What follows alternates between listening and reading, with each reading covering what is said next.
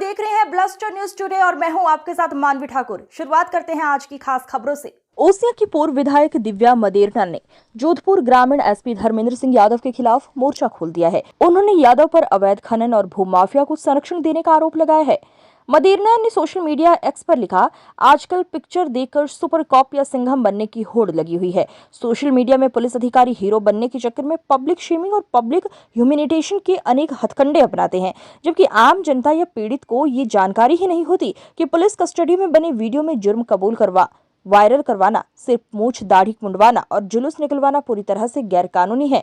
दरअसल गत 5 मई को जोधपुर के ओसियां थाना क्षेत्र में सिरमंडी टोल पर मारपीट के मामले में गिरफ्तार आरोपी के माफी मांगने के वायरल वीडियो को लेकर ओसियां की पूर्व विधायक दिव्या मदेरणा ने पुलिस की कार्यशैली पर सवाल उठाए हैं। उन्होंने ग्रामीण एसपी पर आरोप लगाते हुए कहा कि एसपी धर्मेंद्र सिंह के निर्देशों पर ही थाने में गिरफ्तार होने वाले अपराधियों के वीडियो वायरल किए जाते हैं। इसमें पैर तोड़ना, पैर पर गोली मारना, उनके निर्देश से ही एक फर्जी एनकाउंटर भी हुआ जो अपने क्षेत्राधिकारी से बाहर जाकर बायतू के ओमाराम जाट का किया था। उन्होंने एक्स पर लिखा कि क्रिमिनल जस्टिस सिस्टम में लिखा है कि गिरफ्तार व्यक्ति के साथ दुर्व्यवहार नहीं किया जाए, लेकिन पुलिस वाहवाही बटोरने के चक्कर में और कभी किसी से बदला लेने के चक्कर में या राजनीतिक दबाव में पुलिस पब्लिक शेमिंग कर अपना खुद का समानांतरण कर रही है। इसे पूरी तरह से रोका जाना चाहिए क्योंकि इसका व्यक्ति पर घातक मनोवैज्ञानिक प्रभाव पड़ता है जो आत्महत्या का कारण बन सकता है। ऐसे दोषी पुलिस अधिकारी के खिलाफ तुरंत एक्शन लेना चाहिए। दिव्या यही नहीं रुकी। उन्होंने लिखा कि खेड़ापा थाने में आरोपी के वीडियो वायरल होने पर उन्होंने थानेदार को फोन करके पूछा तो थानेदार ने बताया कि एसपी के निर्देश पर बनाया है। एडिशनल एसपी को फोन किया तो वो कह रहे हैं मुझे नहीं पता। इतना ही नहीं, उन्होंने थाने में सिर मुंडवाने के लिए नाई को बुला लिया। मुझे जैसे ही पता चला मैंने आईजी जोधपुर रेंज को फोन किया। मैं धन्यवाद देती हूं आईजी जोधपुर रेंज विकास कुमार का, जिन्होंने ये बिल्कुल गैर कानूनी बताया और आश्वस्त किया कि ये वो नहीं होने देंगे। उन्होंने तुरंत निर्देशित किया जिसके कारण सिर मुंडवाने की घटना को रोक पाए, लेकिन नाई ने तब तक दाढ़ी बना दी। ओसियां की पूर्व विधायक मदेरणा ने पुलिस पर एक तरफा कार्रवाई का आरोप लगाते हुए दिन में इसको लेकर सोशल मीडिया पर लिखा था। वहीं शाम को कुछ ग्रामीणों के साथ जोधपुर रेंज के आईजी विकास कुमार से मुलाकात की। मुलाकात के दौरान पुलिस पर एक तरफा कार्रवाई का आरोप लगाया गया। पूर्व विधायक मदेरणा ने पुलिस महानिरीक्षक से मुलाकात के बाद मीडिया से कहा कि पुलिस, विशेषकर ग्रामीण पुलिस, एक तरफा कार्रवाई करती है। मुलाकात के बाद डीजीपी ने मदेरणा को आश्वासन दिया, जिसके बाद वे अपने समर्थकों के साथ रवाना हो गयी।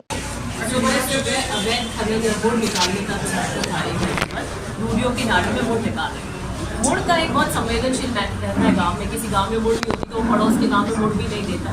वहाँ के ग्रामीणों ने ऑब्जेक्शन किया कि हम हमारी नाड़ी से आपको वोट नहीं देगा। तो वहाँ पे 2 फुट भिड़ गए। 2 फुट भिड़ गए तो वहाँ पर थानेदार मौके पे पहुँचा। जब मुझे इसकी जानकारी मिली तो मैंने थानेदार को फ़ोन किया, मैं दिल्ली में कि क्या मामला हुआ है कि साहब ऐसे 2 फुट भिड़ गए। तो मैंने कहा ऐसा करना, समकक्ष दृष्टि रखना और दोनों को पाबंद कर दो। लॉ एंड ऑर्डर की स्थिति हो गई तो आप दोनों को पाबंद कर दिए। ये बिल्कुल हम दोनों को पाबंद कर दिया। 1 घंटे बाद मुझे बताया गया कि किसी थर्ड पर्सन को पाबंद कर दिया और जेसीबी वहाँ पर चल रही है। मैंने थानेदार को फ़ोन किया कि जेसीबी वहाँ पर चल रही है और आपने एक ही पक्ष को क्यों पाबंद किया है?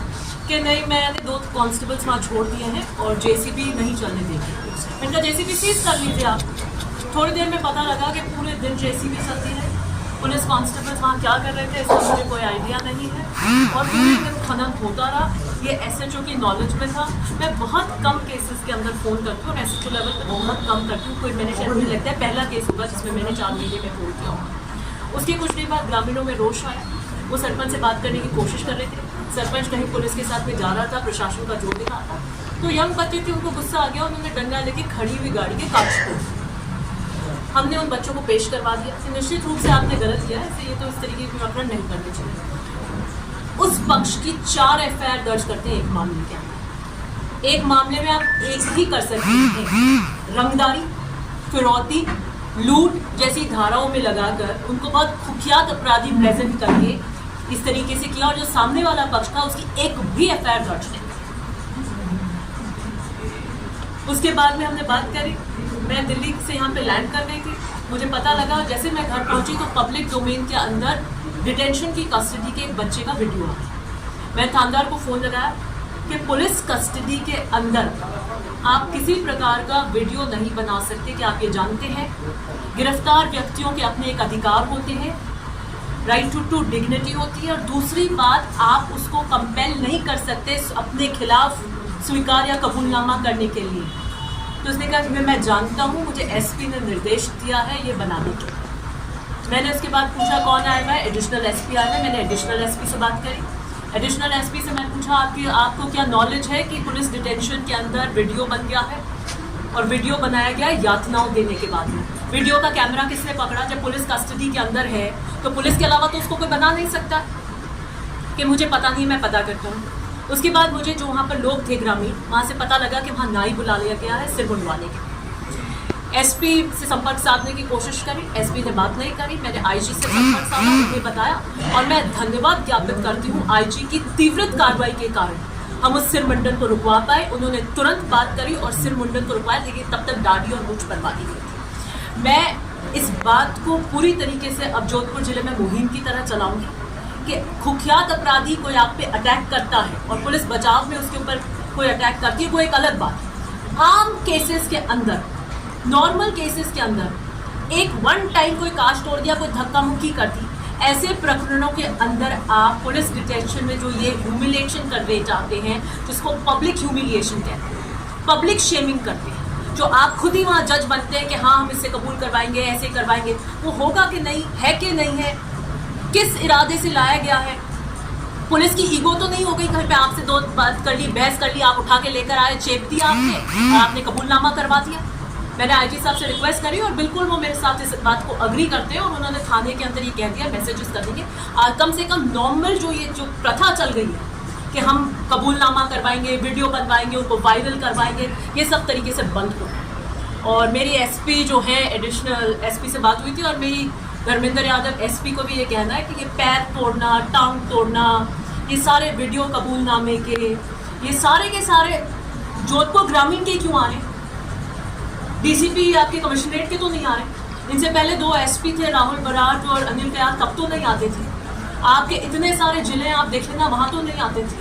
तो मुझे लगता है कि आपको हार्डकोर अपराधी और नॉर्मल रूटीन अपराध जो हो रहे हैं, जो भी जिसकी कार्य, उसमें आपको अपनी इस तरह की शैली को बदलना पड़ेगा। आरटीआई लगा रही हूँ मैं, सबसे ज्यादा इन्हीं के कार्य में। आईजी से क्या आश्वासन मिला है?